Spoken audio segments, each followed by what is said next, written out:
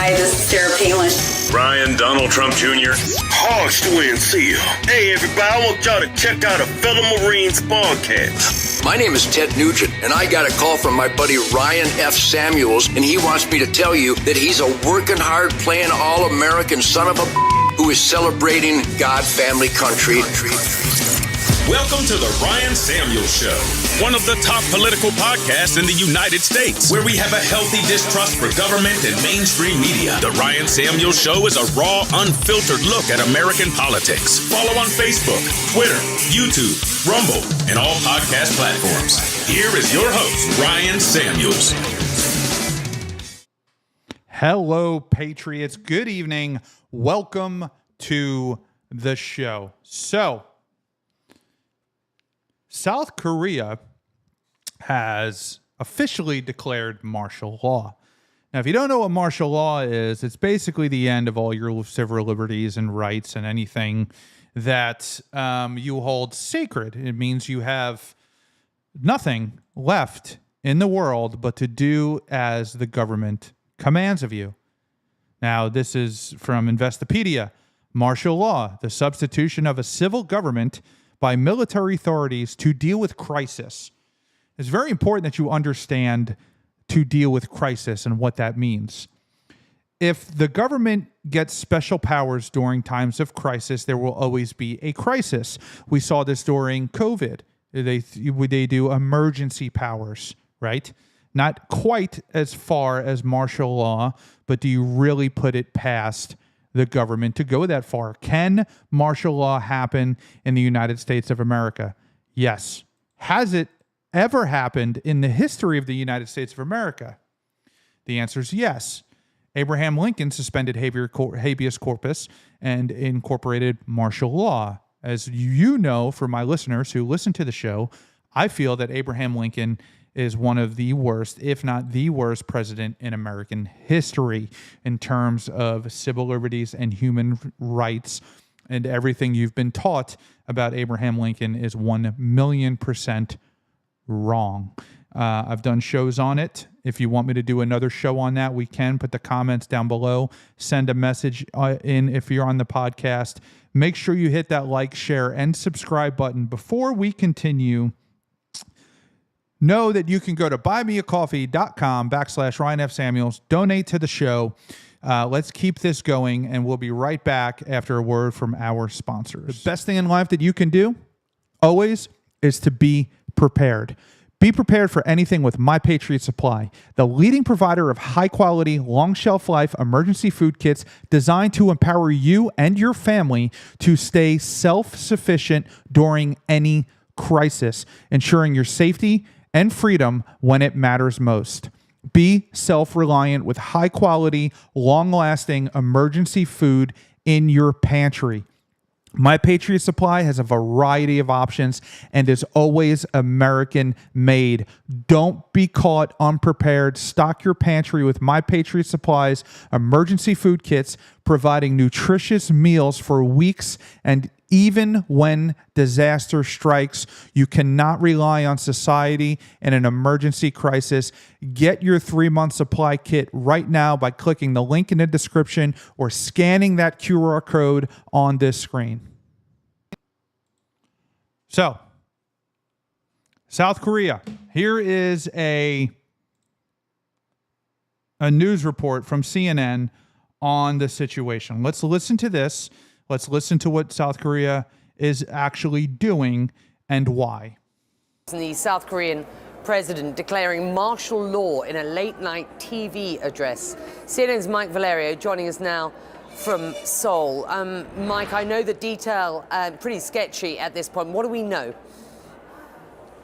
Well, we have disturbing details that are just crossing the Reuters wire, Becky, as our colleagues and team of journalists are sorting through what this means. Reuters reporting at this hour that all media in South Korea are coming under the control of martial law command in South Korea. So what that means, understand how extreme this is. South Korea is supposed to be a democracy. It's a capitalist country. This is not North Korea, where they just have 24/7 martial law. This is America's ally, South Korea. And this is the action they're taking. The media is now under control of the government and the military. The media. There is no more independent press. There's no more freedom of speech. This includes outlets such as Fox News, South Korea, or CNN, or MSNBC, or ABC News, or whatever's in there is now under control of the federal government. What that means for us here at CNN, unclear. Our bureau's broadcasting from the heart of Seoul, South Korea. But protesters, according to information that is just coming into our bureau here, are being told by law enforcement that they can be arrested without any warrant in this new chapter of martial law that has begun just about an hour and a half ago. So to bring our viewers up to speed, what exactly we're dealing with here, the president of South Korea, Yoon Suk-yeol, comes on TV in an unannounced address to the nation and says, Becky, because of what he described as elements of government that are, from his view, sympathetic to North Korea, to communist forces, because of those things and others, he is declaring martial law for the first time since this country has been ruled by military dictatorship in the 1980s. Now, they can say whatever they want. They're the government, right? The government controls all the information. They control over all the intel. They control what information they give to the press. We see it all the time in the United States. We saw it during the pandemic. We've seen it during the campaigns. We've seen some serious malfeasance from the United States government, which in all of its faults is still a republic. It's still a form of democracy. We still were able to elect out of office those people that made those false claims and released those false information and targeted people with the Justice Department. They're not going to be able to do that here. This is now officially like a total dictatorship is what he has announced. The martial law is like a temporary dictatorship. It's an extreme action. And you'll never know if what he's saying is true or not. Are there people? There's people in South Korean government that are sympathetic to North Korea. I do not believe that for a microsecond. South Korea is a flourishing economy. It's a flourishing company. If you look at South Korea from space, you can see all of the lights, all of the brightness and electricity in North Korea is just dark because they can't even afford to keep their lights on. There's a deeper story to what is going on here. And if you ever wonder what the Second Amendment is for, this is precisely it. When a government oversteps its bounds, when a government is completely out of control, when a government institutes martial law, is when the Second Amendment is necessary because you no longer have your First Amendment rights or your Third or Fourth Amendment rights. Martial law gets rid of all of your rights. You effectively have no rights but what the government decides that you have. And that's not how rights work. This is why the right and conservatives fight for your right to own an AR-15. Now, we are trying to sort through what this means for democracy in this bastion of democratic rule in East Asia. I live about just a couple minutes away from where we're broadcasting from.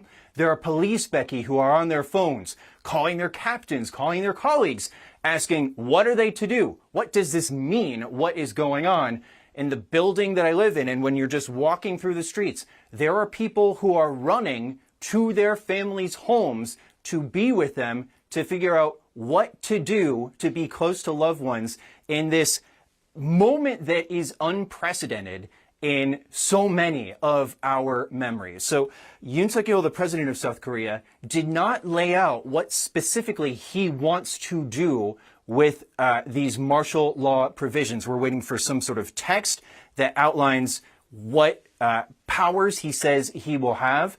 But from the information that is trickling out, the leader of the Democratic opposition party, Lee Jae-myung, is saying, there's no way this can fly. And paraphrasing what he's saying as we're taking in all this information, Becky. This is an illegal move, Lee Jae-myung, the opposition leader, says, and this has to be canceled. So lawmakers are streaming to parliament, but we are also seeing reports of activity at Parliament being declared illegal as well because of these martial law regulations that apparently have come into effect. So to say that this is unsettling would absolutely be the understatement of the evening here at 11:42 p.m. local time on a Tuesday night. There are whole multitudes of people across the city who are stunned and are trying to figure out how an unpopular president made this move and what is going to happen next and what this means for democracy here in South Korea, Becky. It means it's over. It means it's over. Stand by. I'm going to let you go just for the moment because I'm sure you can spend your time wisely bringing in more information to CNN. Thank you for the time being. I want to bring in Kenneth Choi, the international editor for the Korean newspaper, the Chosun Ilbo. It's good to have you. How do you assess what is going on and why?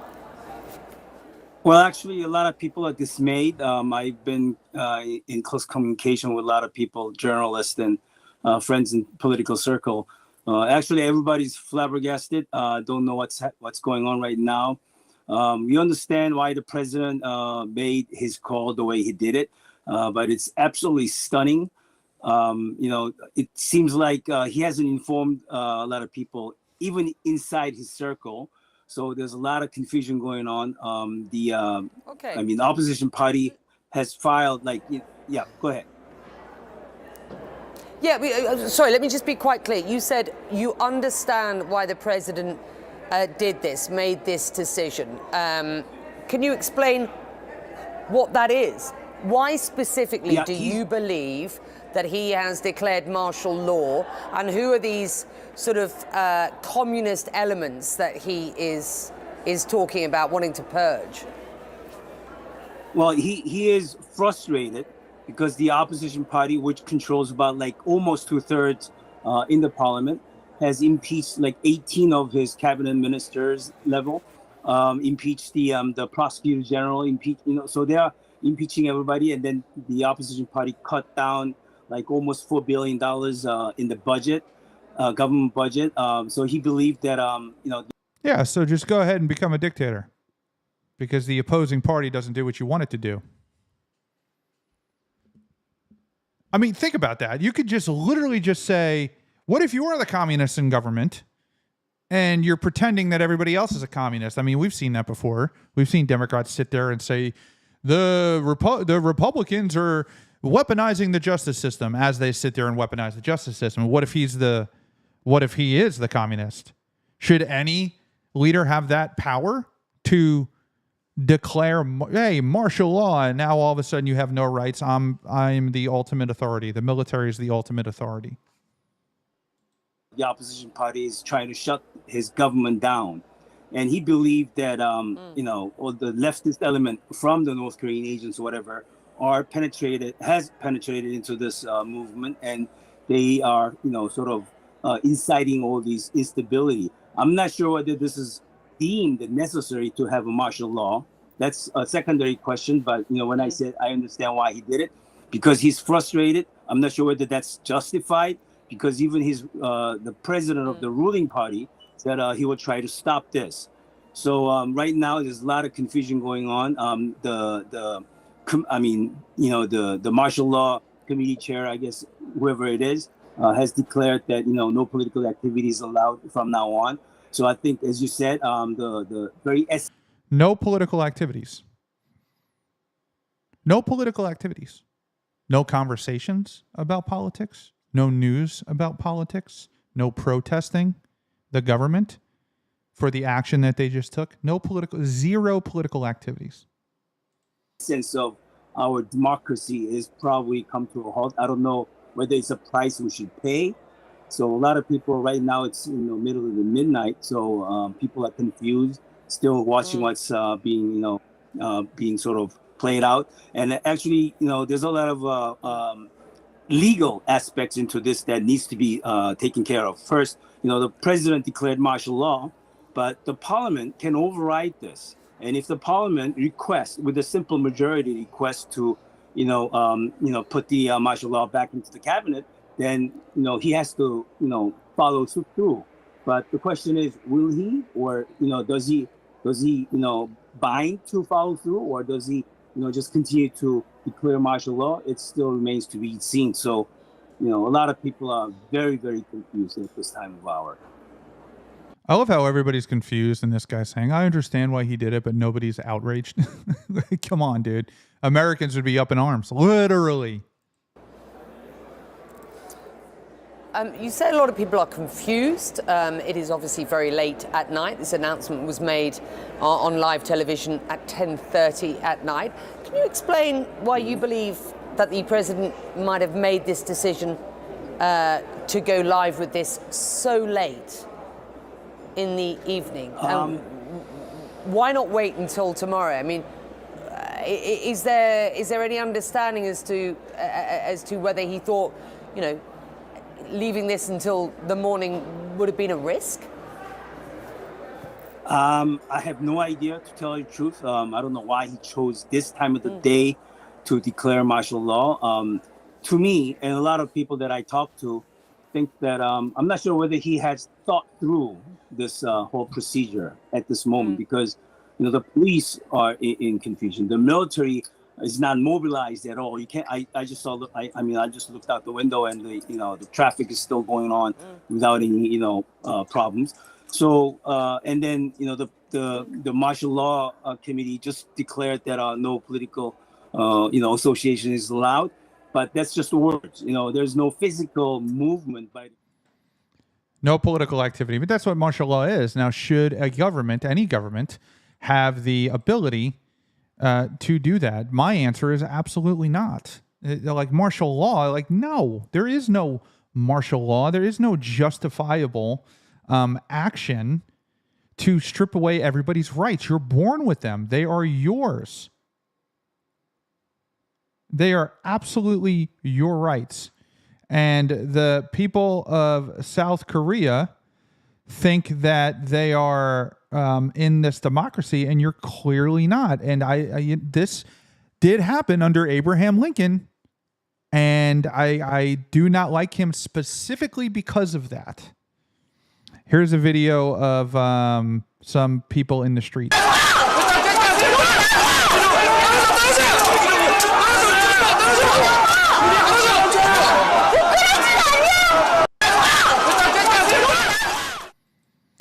So that's what's going on in South Korea.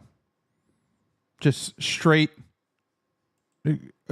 totalitarian government control. It's essentially North Korea. It is essentially the same thing as North Korea, nor have they given any good reason as to why they did it. Here is a video of, let's see, like I told you guys, I don't look at these videos. I want you to have a genuine reaction.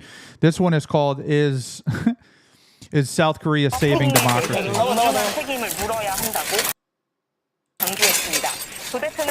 There's the military people breaking into a house or some building of some sort with rifles. For what purpose, I don't know. Because they have people of different political beliefs on the other side of the aisle. Yeah,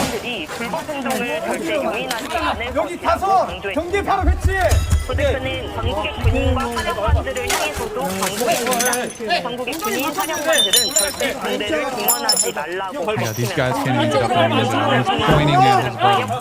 Oh, I can't even watch it. That's horrible. Any of you veterans out there know that that was just dreadful. Absolutely dreadful. And now, this precedent has been set by South Korea that they can just declare martial law whenever they feel like it, or a government can do that whenever they feel like it. And it is absolutely just insane. Why he's doing it, the justification is completely, it's just not there. It's not there. The parliament did vote on it. Let's look at the this report from CBS News. Busy breaking news day on CBS News 24/7. Welcome back. I'm Reed Cowan. So we continue to follow that breaking news out of South Korea, where the country's president declared martial law. And you're seeing people in the streets and elsewhere. This move drawing hundreds of those protesters to the South Korean parliament building as we speak. They're waving flags. We are also starting to see military vehicles on what are otherwise very peaceful streets in South Korea. Lawmakers are fighting back after that declaration of martial law. They're voting to defy the country's president and immediately lift that martial law declaration. The president there says he's doing it because he believes there are factions who are conspiring with North Korea and doing anti-state activities. CBS News reporter Jen Kwan reports from Seoul, South Korea. Lawmakers in South Korea's parliament has voted down President Yoon Sung-yeol's martial law declaration. Early in a surprise late-night televised address, President Yoon declared emergency martial law, vowing to eradicate, quote, pro-North Korean anti-state forces. This is the first time in 44 years that martial law has been declared in South Korea and has come to a shelter residents here and sparked confusion. After the president's announcement, there were chaotic scenes outside the parliament building here in Seoul. But 190 of the 300 members of parliament were able to get into the building to block the martial law declaration. Jen Kwan, CBS News. Good. And that's how it should be. And now I'm sure a lot of you were thinking, well, Parliament voted it down, so therefore democracy worked, right? My answer to that is no. Democracy did not work because in the time that he declared martial law was enacted, right? So in the time between the action of martial law and when Parliament voted, during that time, the government had full control, can do anything it wanted. So if somebody's in power, who's the president of South Korea, right? And they say, man, I got political enemies. I want to kill them. I want to arrest them and I want to kill them. And I don't want to judge. I don't want a jury. I want just a quick military tribunal. So here's what I'm going to do. I'm going to declare martial law at 11 o'clock at night. Parliament is not going to be able to meet until the next day. So at 11:01, after I declare this, I want you to round everybody up, arrest them, file charges on them, and kill them before Parliament can vote on it. And then everything's done. All their enemies are gone. And it was completely unjust. They found a legal loophole. I wouldn't even call it a loophole. This is just a blatant violation of democratic rights and principles. And it's just insane. Here's a CBS report on the White House reacting. Angola to talk to Willie James Inman, who is in that nation with the president right now, President Joe Biden. Willie, we understand the U.S. has a response about the situation, the declaration of martial law in South Korea. What is that?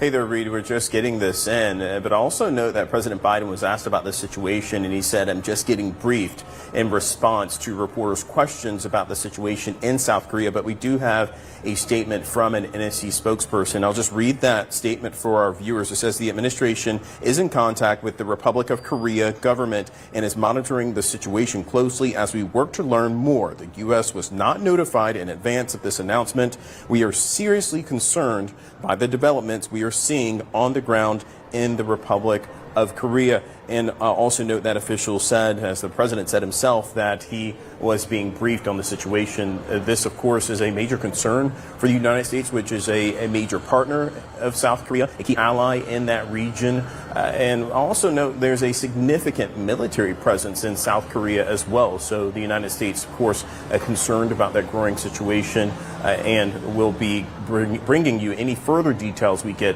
as the president travels here and continues his trip in Angola. And Willie, while we talk, let's be honest, Joe Biden is not being briefed on anything. He's sitting there eating his ice cream cone, crapping his pants, and laughing at coloring books. I mean, the guy's brain is Italian sausage. It's freaking gone. So who's running the country? A question I have. Kamala Harris doesn't have the brain waves to run a dishwasher.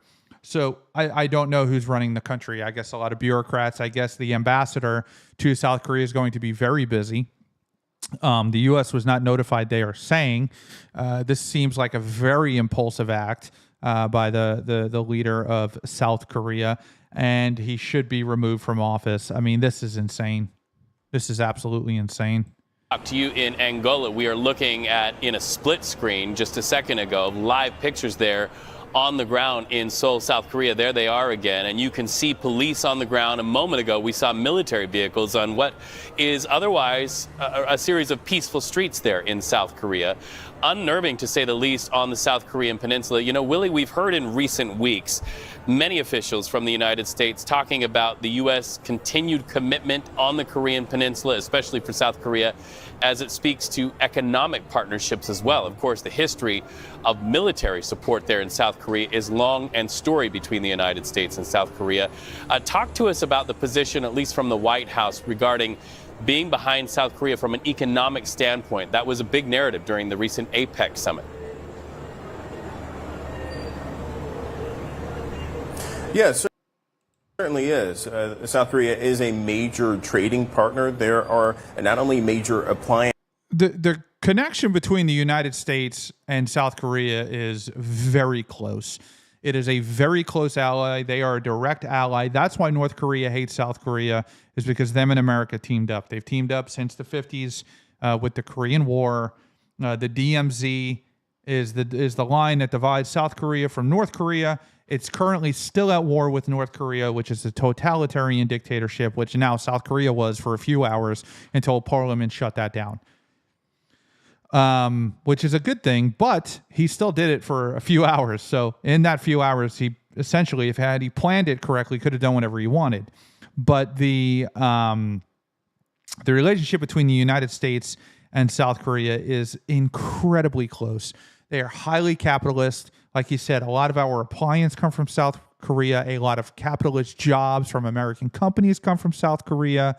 This is very surprising news. TVs, everything you could think of, electronics, everything you can really get your hand on that are exported to the United States that American consumers purchase. Vehicles, of course, as well, with major manufacturers like Kia and Hyundai being based in that country. I will also note that South Korea isn't necessarily in the best neighborhood. You have to the north, of course, North Korea. And so the United States has maintained that presence for decades, and not only in South Korea, but also in Japan as well, nearby. Now, Japan and Korea have a storied history. There have been tense moments, but the U.S. in recent years has been able to bring all three countries to a trilateral meeting where you have a lot more cooperation happening between.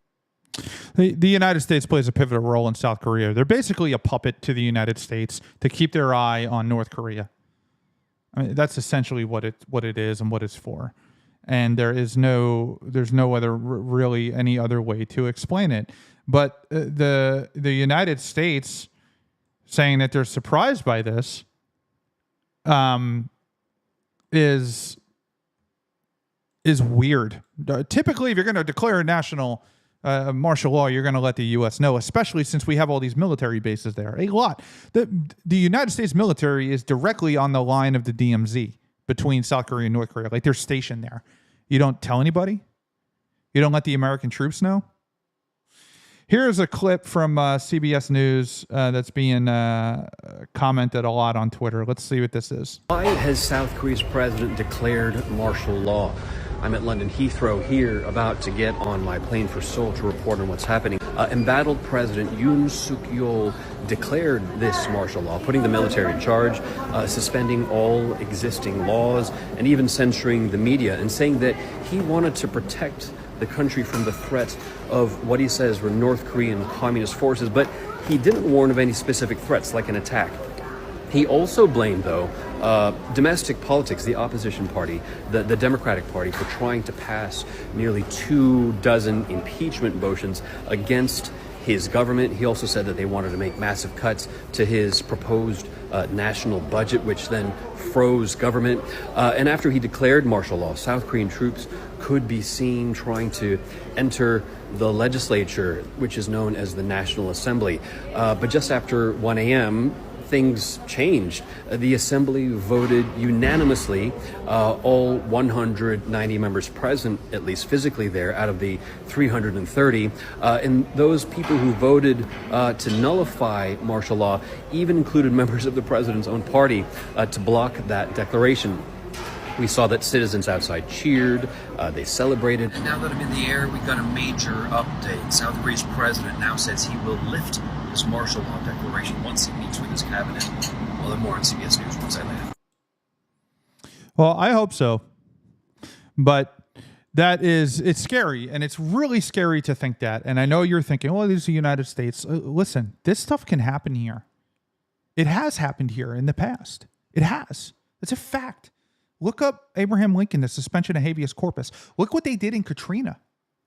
During Hurricane Katrina, where they effectively declared martial law, and the United States National Guard went around house by house with assault weapons and tanks and confiscated everybody's firearms. Look it up. Google it. It has happened. This is one of the reasons I do this show, is to fight against this. Human rights are yours. They're yours. You own them. They can never be taken away from you. I don't care what anybody says. You have the right to speak your mind, especially against the government. You have the right to possess a firearm to protect you from the government. All of your rights exist to protect you from the government. Freedom of the press is to protect you from the government. It's to protect you from oppression so that you can be free. Martial law is the biggest oppressive act a government can enact. It's essentially declaring we're a dictator. Overnight, it's over, and there's nothing you can do about it.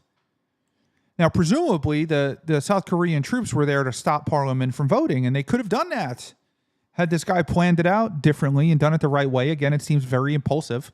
He could have rounded them up and had them arrested so they couldn't vote. Think about that, and they wouldn't have been able to vote it down. But these things happen, and this is why the decentralizing of government is so important. This is why limiting government and shrinking the size of government is incredibly important. It's one of the most important missions of my life. Thank you for tuning in, and make sure you hit that like, share, and subscribe button. Tune in every Monday through Friday at 8 p.m. We're on Rumble, YouTube, Facebook, Twitter. We're live everywhere. Thank you so much. Make sure you go to buymecoffee.com/Ryan F. Samuels. Donate to the show or visit the link below for My Patriot Supply. You need to be ready. Say this happened. Say martial law happened. The military is now in charge because there was a hurricane, which is what they did in Katrina. What are you going to eat? Oh, the grocery stores are closed. The military's got the roads blocked. You can't go anywhere. Where are you going to go? Go to the link in the description. Go to My Patriot Supply. Get a 3-month supply of food. Do it. Click the link in the description. Make sure that you do that. Make sure your family's protected. I'm not trying to sell the stuff. I'm trying to be honest with you. There's nothing worse in this life than being hungry and not being able to eat. Thanks for tuning in to The Ryan Samuels Show. Don't forget to like, share, and subscribe.